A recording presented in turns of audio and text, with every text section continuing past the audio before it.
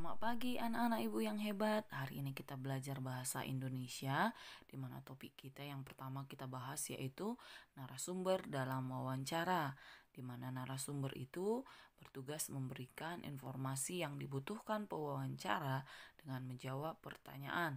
Jadi sebelum melakukan wawancara, kita harus menentukan narasumber yang tepat. Narasumber yang kita wawancarai sebaiknya memenuhi syarat antara lain. Pertama, memiliki pengetahuan di bidang tertentu yang berkaitan dengan topik wawancara. Kedua, memiliki keahlian tertentu dalam suatu bidang yang berkaitan dengan topik. Tiga, mengalami atau terlibat dalam peristiwa yang berkaitan dengan topik.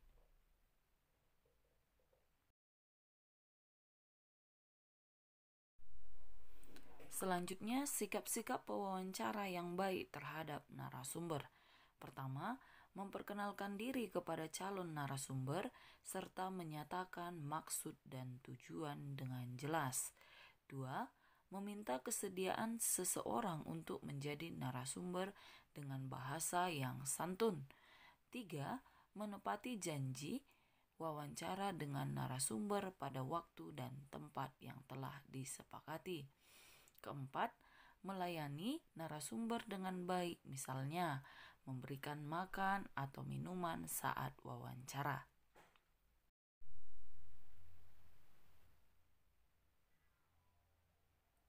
Lima, mengajukan pertanyaan dengan jelas serta mengulangi pertanyaan jika narasumber kurang paham. 6. Tidak menyela atau memotong penjelasan narasumber saat menjawab pertanyaan. 7. Mengucapkan terima kasih setelah melakukan wawancara.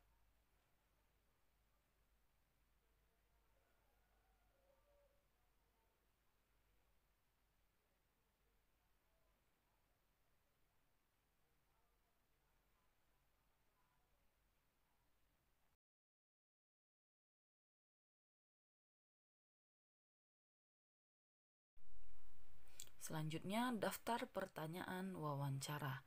Pertanyaan yang diajukan kepada narasumber harus sesuai dengan topik wawancara. Kemudian, kata tanya yang tepat digunakan untuk membuat pertanyaan wawancara, yaitu apa, mengapa, bagaimana, berapa, atau kapan. Saat wawancara, sebaiknya jangan mengajukan lebih dari satu pertanyaan secara langsung. Kemudian, mengajukan pertanyaan-pertanyaan tersebut harus dilakukan secara bergantian.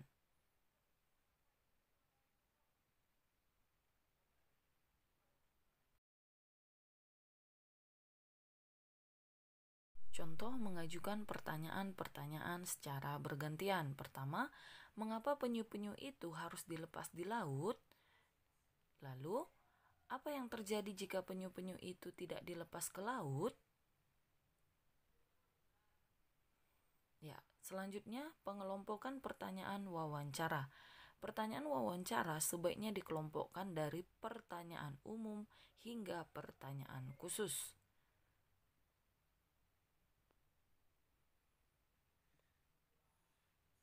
Pengelompokan pertanyaan wawancara bertujuan agar narasumber mudah diarahkan untuk memberikan penjelasan secara rinci.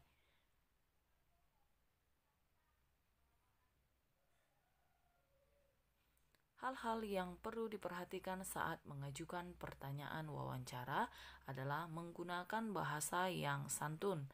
Kesantunan bahasa dapat ditunjukkan dengan cara tidak menyinggung lawan bicara kita. Sebagai pewawancara, sebaiknya bersikap tidak membela pihak manapun.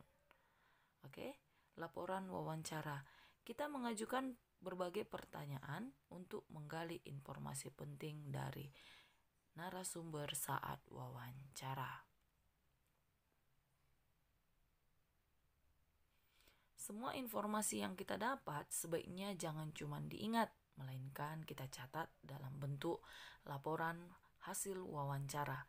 Laporan hasil wawancara itu bertujuan untuk memudahkan orang lain membaca dan mengetahui informasi penting yang telah diperoleh.